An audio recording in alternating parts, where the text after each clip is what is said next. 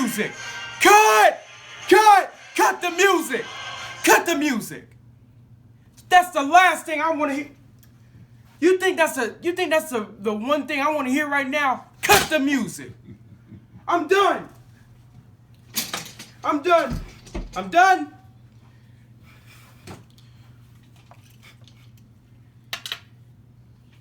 I'm done. I can't sleep at night. This is ridiculous. This is ridiculous. I'm here to report they lost 21-9. And like I said, in embarrassing fashion in the playoffs. I was not trying to deal with this. I didn't want this. Nobody did. Let's go over the game summary. These glasses represent depression right now. I've taken a 2-day break. And yet you, out of all people, you gonna play that damn music on my show. Get the hell out of here. Go. Go. Go Packers. You're fired. Go. You're fired.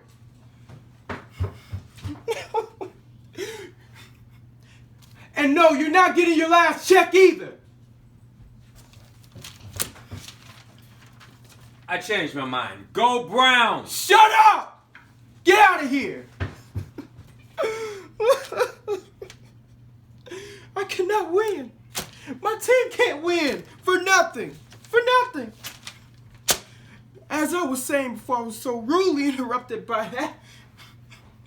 All right. The game summary. This offense struggled. They struggled big time. They only managed to put up 3 points. I know they lost 21-9, but guess what? Guess what? In 59 minutes and 52 seconds, they only managed to put up 3 points in a playoff game. 3 points! I can't take it anymore. I can't.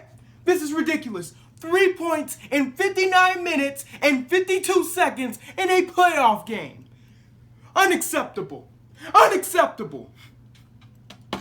The garbage time touchdown, of course, was given to Jimmy Graham.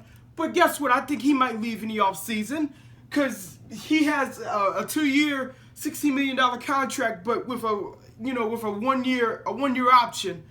So if he leaves, then unfortunately, I don't know how to even say it. If he leaves, then oh well. But still, the defense did all they could. They really did hold the Saints to 21 points. They did. They held them to 21 points. It was sloppy tackling, of course, but when you hold a playoff team to only 21 points, you can win. But when your offense struggles, you're losing. The coaching was just completely atrocious. Chuck Pagano and his play calling ridiculous. Like, why in the hell are you putting Danny Trevathan, an old and slow linebacker against a wide receiver? That makes no sense whatsoever. That makes no sense. Secondly, the play calling on the offense, I don't know what it was, but it felt like they were playing pee-wee offense out there. They were just terrible. Just terrible. Hold on a second. Why in the world are you just only throwing 3-yard screen passes and all that type of stuff? Why don't you trust Trubisky to throw down the field? And when he did throw down the field, there were good throws down the field. Yet you only let him throw the ball down the field like 5 times. 5 times. If you're talking about like the 10 plus yard attempts down the field, I bet you it was about like 5 to 10 times they allowed him to throw at least 10 yards deep down the field. Unacceptable. Whoever play called, that was the worst play calling I ever saw in my life. This is ridiculous. This seems like Matt Nagy called it because I know Bill Lazor didn't call it. It was Matt Nagy all along because this is the type of stuff that Matt Nagy would run. I mean, what a 2-yard pass and all this bull crap. It's just ridiculous. Forget the game. I'm done with that. The season review. We went from 5-1 to a 6-game losing streak. Yeah, to a 6-game losing streak to an 8-8 season, miraculously, and then to a wild card loss. Our season was just overall just a roller coaster. You start off 5-1, and then you go on a 6-game losing streak. A 6-game losing streak. Yet you guys still somehow found a way to make the playoffs. And you know what? It wasn't just because the Cardinals, and it wasn't just because the 49ers or the Rams that helped us make the playoffs. I would like to thank one thing, and that's COVID-19. And here's the thing, I don't like COVID either, of course, no one does. But COVID-19, due to adding an extra playoff space in the NFL, that's what caused the Bears to be last place in the playoffs. So I like to thank COVID-19 for that. Other than that, I still hate you. But still, this season was just a complete roller coaster ride. We've had quarterback changes. We had injuries. It's just ridiculous. But oh, no, I'm not even halfway done yet. Let's go into a rant about the organization. First things first, Ryan Pace, I hope you get fired, man. This is the last time. I hope you get fired, because I don't want to see you ever again in a Bears front office ever again. Let me go over some examples for you guys real quick. Poor draft choices. Mitchell Trubisky, I'm not saying that it's all his fault, but when you draft a quarterback who's only who's only had 13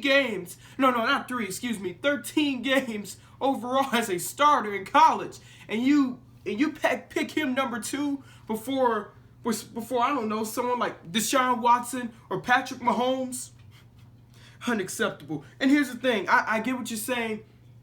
I get that, oh, Mahomes, he's an elite quarterback. Deshaun Watson is an elite quarterback. Yeah, I get that. But who's to say that they would have succeeded here? Like, who's to say that we would have won a Super Bowl here? We do not have the type of personnel as Kansas City or Houston. Although Houston sucks this year, I think they'll be back in a few years, and that's if Deshaun Watson does stay there. But we don't have the personnel when it comes to having their talent over here. Next, you do not want to win whatsoever. Ryan, you do not want to win whatsoever. You do not pick quality draft picks. It's ridiculous. You drafted Kevin White. He was just hot garbage. Well, I'm not saying he was hot garbage, but he was a bust. And yet he could not stay off the bad stuff. He really could not. And then next, like I said, Trubisky, you drafted Leno. You drafted some good guys like Tariq Cohen and Darnell Mooney and all those guys and Eddie Jackson, right? But you could not draft the correct offensive players for any reason. I'm done. I expect an immediate dismissal from you as GM in the near future. Next, we have Matt Nagy. You let your ego get to you this season. You and your play calling is what caused us to be 8-8 this year. Ridiculous. And then as soon as Trubisky screwed up just one time, you pulled the plug on him. I don't know what else to say about this, but you set him up. You set him up just to. You set him up to fail. You really did. You really set him up to fail. It's that bad. It's really that bad.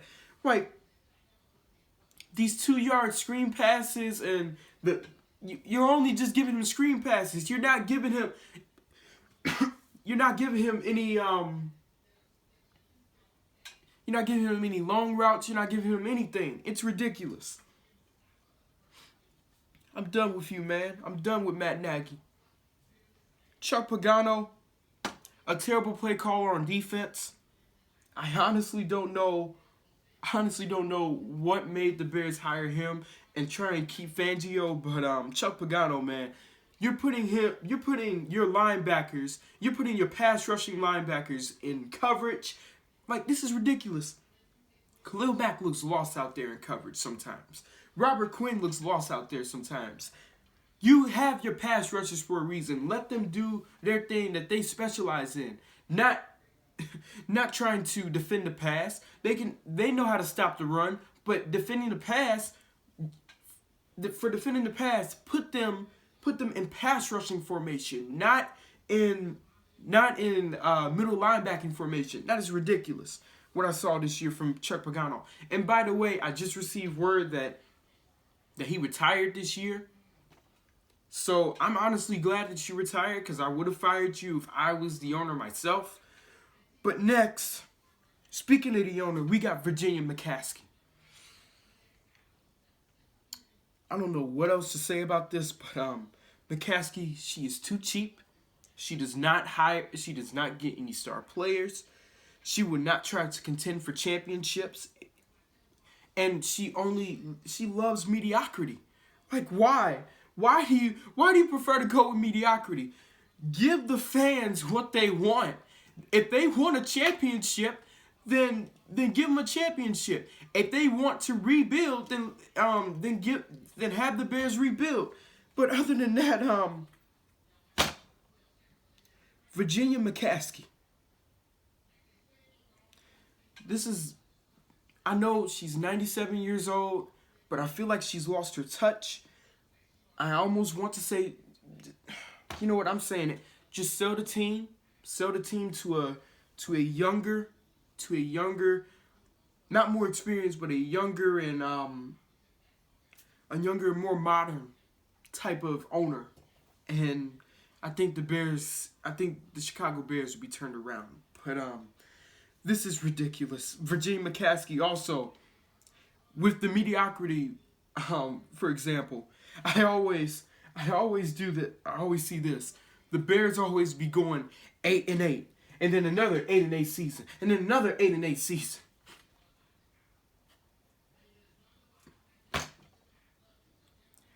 Why?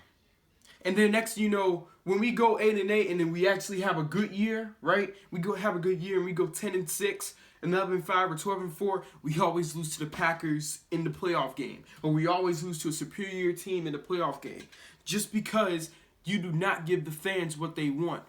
The talent on this roster, I believe they could be playoff contenders.